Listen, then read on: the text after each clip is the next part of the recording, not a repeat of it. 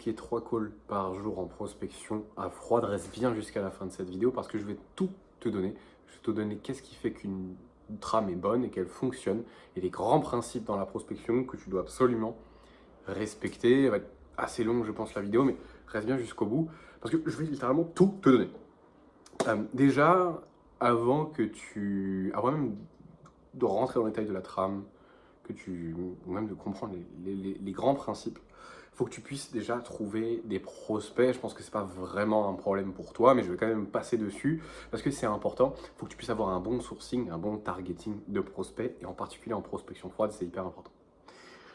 Comment est-ce que tu vas déjà faire en sorte de trouver des prospects qualifiés? Parce que c'est le plus important. Alors, tu en auras une partie qui ne seront pas qualifiés, mais ça, justement, c'est le but de la trame de prospection, de trouver ça, c'est de savoir qualifier aussi un prospect à travers la conversation. Bon, en fait, c'est assez simple. Il faut juste que tu trouves quelques créateurs qui sont dans ta niche, qui s'adressent à peu près au même avatar que toi, qui vont résoudre à peu près le même problème. Par exemple, si tu es coach sportif, il faut que tu ailles dans les DM, par exemple dans les abonnés, dans les likes, dans les commentaires, justement d'autres coachs sportifs qui vont résoudre le même problème que toi pour trouver des prospects que tu peux en fait ramener en appel. Donc ça, c'est la première méthode. Sinon, ce que tu peux faire assez simplement, c'est une fois que tu as trouvé un prospect qualifié, tu vas dans ses abonnés ou dans les recommandations justement de cette personne-là, et tu vas trouver assez facilement des personnes qui ont les mêmes centres d'intérêt et qui font les mêmes choses.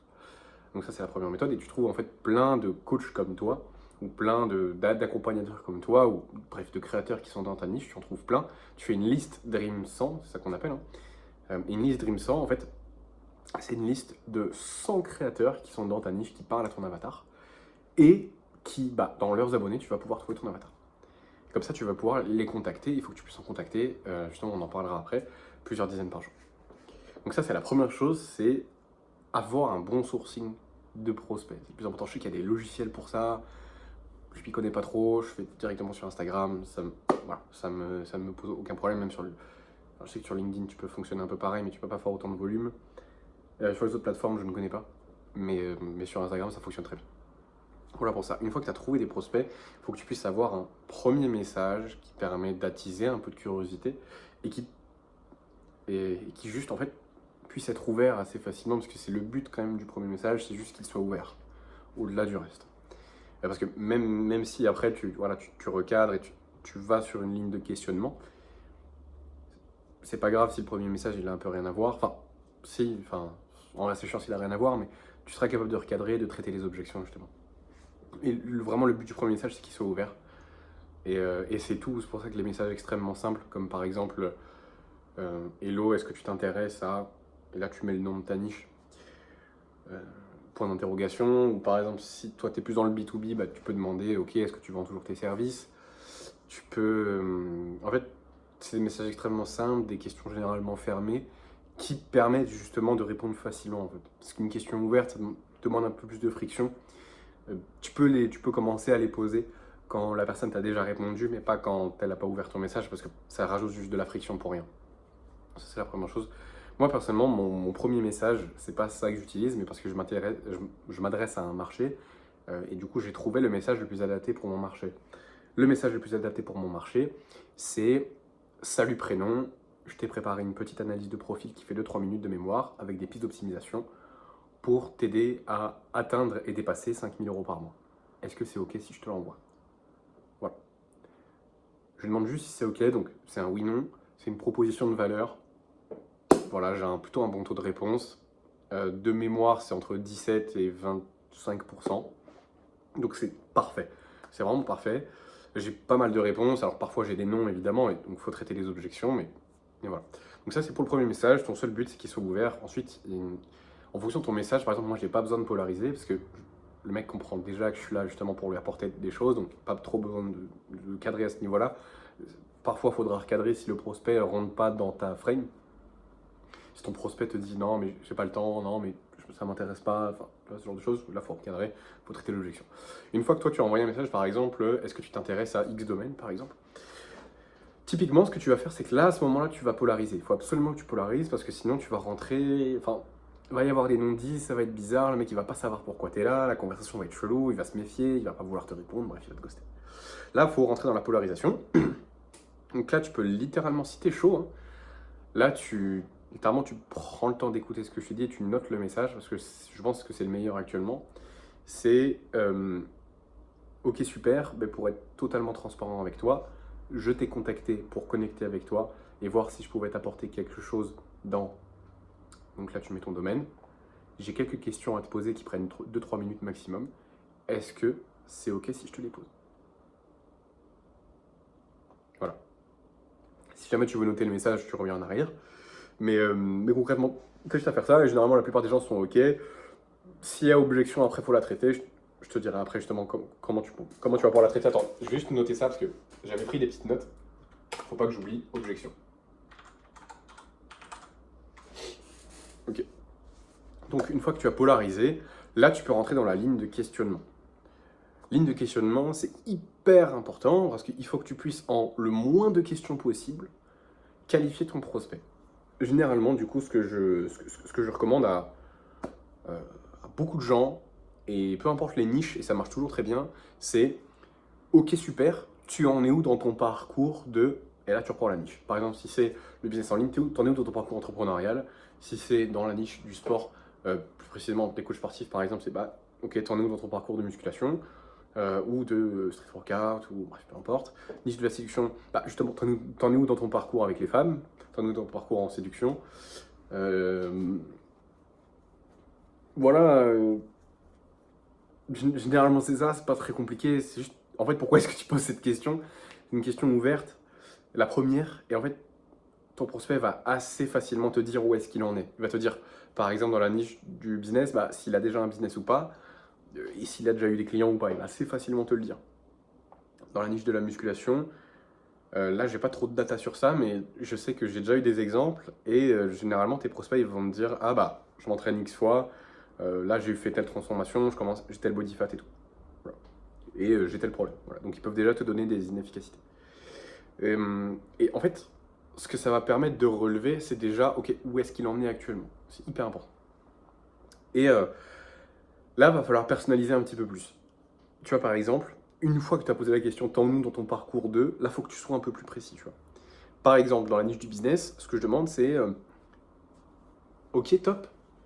Et là, sur une échelle de 1 à 10, à combien tes stratégies, connaissances et compétences en termes d'acquisition sur Instagram, elles sont optimisées? Donc, je lui demande, sur une échelle de 1 à 10, à combien est-ce qu'il pense que c'est optimisé? Et une fois qu'il m'a répondu, ah bah, je sais pas, 4 sur 10, 5 sur 10, je lui dis, ok, d'accord, bah, ça serait quoi selon toi les 5 points manquants qui te feraient passer à 10? Et en fait, cette question, elle te permet d'indirectement lui demander qu'est-ce qui va pas? Où est-ce que tu peux t'améliorer en fait? Mais sans cette question, tu ne peux pas. C'est beaucoup plus dur de lui faire admettre qu'il a des problèmes. Et, assez facilement, ils vont te dire ce qui va pas. Parfois, ils vont être un peu réticents, ils vont te donner une réponse, je sais pas, l'expérience, une réponse de fils de pute, entre nous.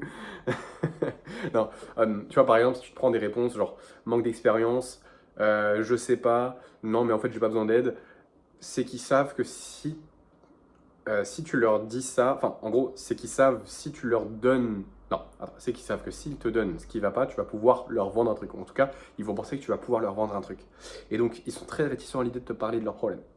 Parce qu'ils ont peur. Donc là, à ce moment-là, il faut dire les non-dits, mais justement, on va y revenir juste après. Mais concrètement, une fois qu'ils t'ont donné quelques éléments, genre par exemple, dans la niche de la musculation, sur une échelle de 1 à 10, à combien est-ce que tes connaissances, compétences et stratégies pour l'entraînement, la nutrition et le repos sont optimisées? Sur une échelle de 1 à 10, bref, voilà. On va dire, ah bah je sais pas, 5 sur 10. Ah, ce serait quoi les points manquants qui te feraient passer à 10? Tac, tac, tac. Il va te donner des efficacités. Ah bah je sais pas, j'ai pas un bon programme, je sais pas quel exercice faire pour les pecs. Voilà, tu vois, tu as des efficacités comme ça qui vont sortir. Et juste après ça, tu lui fais justement, une fois que tu as suffisamment d'éléments pour cartographier le problème, pas forcément dans la plus grande précision, mais déjà que tu as une bonne idée de quel est le problème, de toute façon c'est toi l'expert, c'est toi qui sais, là tu peux lui dire, avant même de proposer un call, tu lui fais un vocal où tu lui apportes de la valeur sur ce problème bien précis qu'il rencontre, sur ses problèmes. Voilà, tu lui expliques comment faire ça. Ok, tu m'as dit ça, comment faire ça. Tu lui fais un vocal de 2-3 minutes, tu lui en fais 2 même s'il faut. Ou ce que je fais aussi, ce que j'aime bien faire, c'est envoyer des vidéos YouTube. Donc moi, ce que je fais, c'est que je fais généralement un vocal de valeur, où j'apporte de la valeur sur le sujet qui lui pose problème, et une vidéo sur le sujet. Comme ça, voilà, boum, avalanche de valeur. Et je te recommande de faire la même chose. Et quand je te parle de vidéos sur le sujet, c'est bel et bien des vidéos YouTube. Alors c'est très probable que je t'ai envoyé cette vidéo et que tu la regardes. Une fois qu'on a trouvé ça, une fois qu'on a fait ça, dès que tu lui as envoyé de la valeur, tu n'attends pas, tu lui proposes le call. Et donc là, tu lui dis sous cette forme-là, d'ailleurs, et c'est quoi, note vraiment et reviens en arrière s'il faut. Et dis mot pour mot ça. D'ailleurs, je sais pas du tout si ce que je fais ça pourrait te correspondre à 200%. Mais qu'est-ce que tu penses qu'on discute de tout ça en appel pour que je t'explique concrètement comment, et donc là tu prends la situation désirée de ton avatar, si c'est la niche de musculation, comment développer un physique, si c'est le business, comment faire 3 000 euros par mois, 5 000 euros par mois, 10 000 euros par mois. Donc comment, situation désirée, en te débloquant sur, et là tu reprends toutes les inefficacités qu'il t'a données. Dans tous les cas, ça ne t'engage en rien et tu repars forcément avec un plan que tu peux appliquer. Qu'est-ce que tu en penses? Et là, tu as très peu de personnes qui refusent. Vraiment, sincèrement, 90% des personnes, allez, pour une fourchette large, 85% des personnes sont OK. Ne te mettent pas d'objection ou ne veulent pas y réfléchir. Ou, ils sont OK, tu vois. Parce que, pour plusieurs raisons. Parce que tu as apporté déjà de la valeur et tu vas à droit au but. En fait. Mais surtout parce que tu as apporté de la valeur. Et une fois qu'il a dit ouais, c'est ok, on peut se faire un call, on parle déjà des disponibilités, tu dis bah ça tombe bien, je fonctionne avec un Calendly, et c'est hyper important que tu dises ça. Je fonctionne avec un Calendly, c'est un calendrier où tu verras toutes mes disponibilités, il y a quelques questions auxquelles tu dois répondre, je t'invite à mettre un maximum de valeur dessus, ça nous fera gagner beaucoup de temps pendant l'appel. Est-ce que c'est ok pour toi que je t'envoie le lien maintenant et que tu réserves maintenant? Voilà. Et une fois qu'il t'a dit oui, c'est ok, tu envoies le lien Calendly. Et là, je sais ce que tu penses. Tu dis non, non, mais moi je veux pas lui redemander, ça sert à rien. Si. Parce que tu vas envoyer ton lien Calendly et au final, tu as 50% des personnes qui vont pas booker. Alors que si tu demandes confirmation d'envoyer un lien Calendly, tu demandes l'autorisation, ils se sont pris en compte, hein, et tu as juste un excellent taux de booking. Tu as, dans 95% des cas, le mec il book. Le mec il book un call. 90% des cas, 95% des cas, il book un call. Donc voilà, tu respectes bien ces étapes, hyper important. Donc je te répète juste les étapes de la trame. Un message d'ouverture, qui permet d'être ouvert, qui attise un peu la curiosité ou qui apporte de la valeur. De la polarisation, donc tu annonces l'intention. Tu dis, bah voilà, pour être transparent avec toi, je t'ai contacté pour connecter avec toi et voir si je pouvais t'apporter quelque chose dans... Et là, tu reprends ton domaine d'expertise. Est-ce que, voilà, j'ai quelques questions pour toi qui prennent 2-3 minutes, est-ce que c'est ok si je te les pose? Ensuite, tu passes dans la ligne de questionnement. Donc, tu en ouvres ton parcours. Sur une échelle de 1 à 10, à combien tes stratégies, compétences et connaissances sont optimisées? Ce serait quoi pour toi les points manquants? Une fois qu'il t'a dit, tu fais le vocal de valeur, tu envoies une vidéo YouTube, un lead magnet, peu importe, mais quelque chose qui apporte de la valeur et qui est sur le sujet dont il te parle. Et une fois que tu as fait ça, tu proposes le call. Voilà pour ça. Maintenant, il y a quand même des principes que tu dois absolument respecter. Donc là, tu as un peu la tactique et là, du coup, tu n'as plus le shiny object. Je sais qu'il y a beaucoup de gens du coup, qui ne vont pas écouter les principes et qui ne comprendront pas pourquoi ça ne fonctionne pas pour eux. Toi, je t'invite à rester jusqu'au bout si tu es déjà là. Parce qu'en fait, là, je vais juste te donner les principes qui font que ça marche. Premier principe, vouloir aider sincèrement / apporter de la valeur. Le plus souvent possible, il faut que tu apportes de la valeur. Il faut que tu ailles résoudre un problème, que tu proposes de donner des solutions. Par exemple, hier, tu vois, j'ai booké un call parce que j'ai repris la prospection. J'ai envoyé juste 30 messages, j'ai booké un call et je sais que là, juste avec ces 30 messages-là, j'ai en booké d'autres parce que tu as juste d'autres conversations qui prennent un peu plus de temps. Mais avec un gars, j'ai booké un call en... genre le mec, on a juste parlé pendant 15 minutes et on a booké un call. Et en fait, pourquoi c'est allé aussi vite? Parce que le mec me faisait hyper confiance. Je suis arrivé déjà avec une proposition de valeur, ok, mais au-delà de ça, juste avec un message qui est facile à ouvrir. J'ai tout de suite posé des questions. Bon, moi, j'ai pas besoin de polariser puisque mon message est hyper adapté. J'ai pas besoin de cadrer à mort puisque j'arrive avec une proposition de valeur. Donc ils savent pourquoi je suis là. Et en fait, ce qui fait que ça allait très vite, c'est qu'avant même de comprendre l'inefficacité, le problème en fait du prospect que je suis censé relever avec les questions, avant même de proposer le call et de comprendre dans l'entièreté l'inefficacité, je lui ai envoyé, alors déjà une vidéo personnalisée sur son profil, et une vidéo YouTube sur un des problèmes dont il m'a parlé, avant même que je creuse bien les inefficacités. Donc avant même d'avoir fini de poser mes questions, je lui avais déjà envoyé de la valeur. Et donc, une fois que j'ai compris l'inefficacité dans son entièreté, je lui ai envoyé une autre vidéo. Et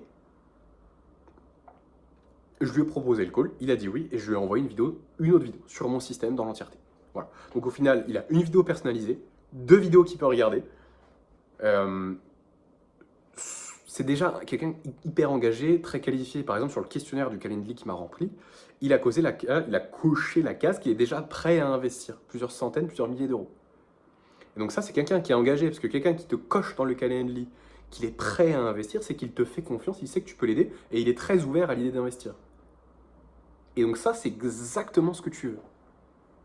Et c'est parce que je l'ai aidé, parce que j'ai apporté de la valeur, parce que je voulais aider sincèrement. Je me sens missionné. Faut que tu te sentes missionné quand tu prospectes. Fais les choses, c'est un peu con, mais fais les choses avec amour.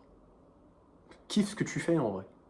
Apporte de la valeur aux gens, même si forcément quand tu vas prospecter, tu vas faire des relances, tu vas te faire insulter, tu vas te faire bloquer. On dira, ah tu forces.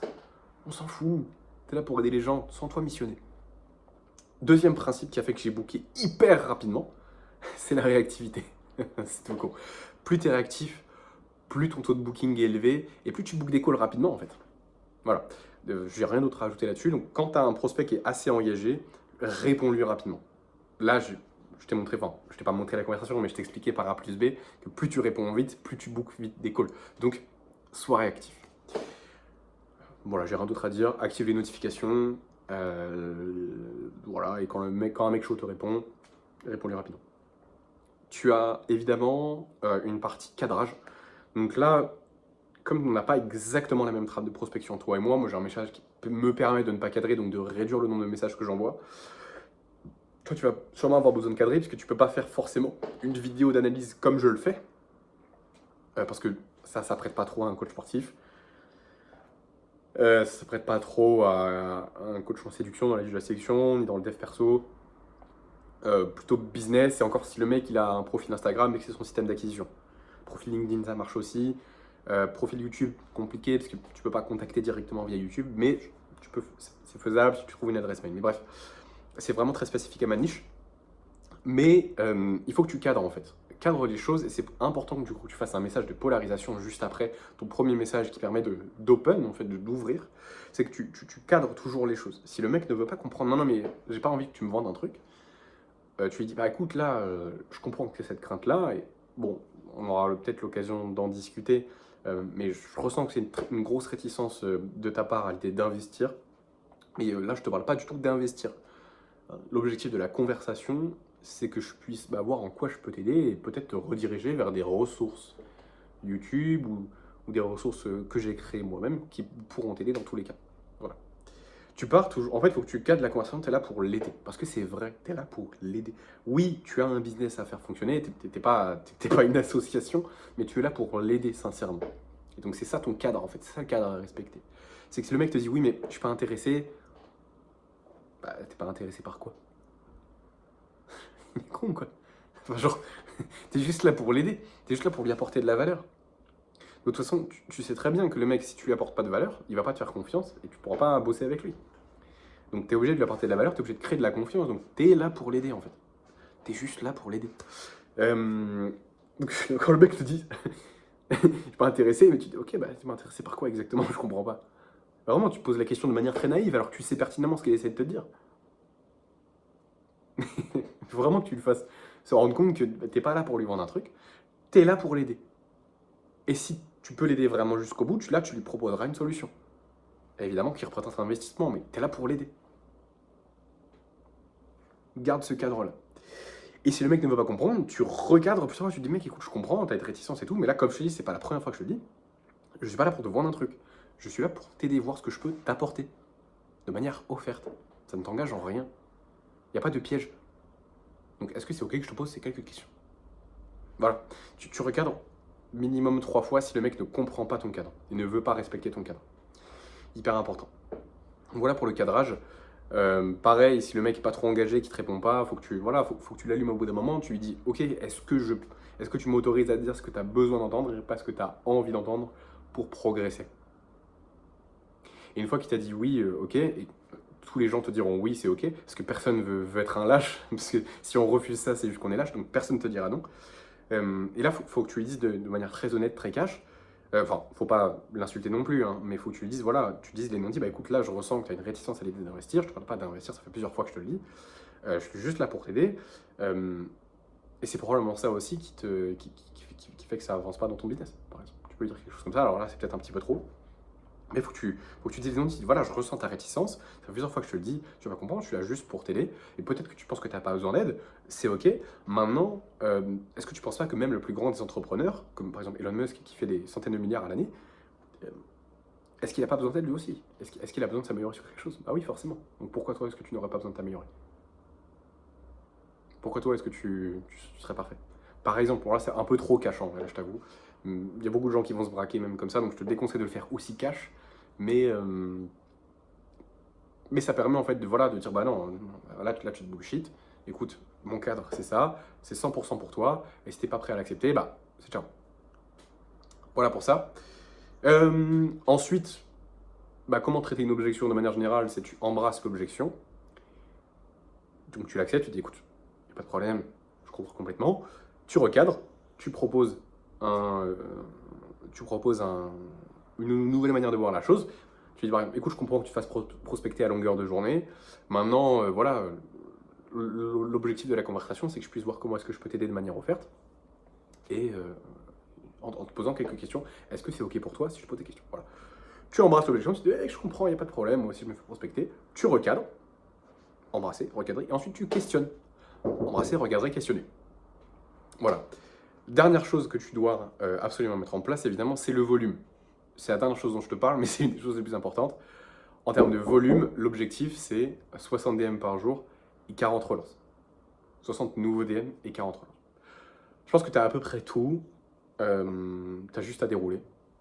Et si tu as besoin d'aide sur la prospection, tu peux rejoindre mon canal WhatsApp directement en description et m'envoyer un message en fonction de ce dont tu as besoin. Je t'apporterai des ressources. Voilà, boss.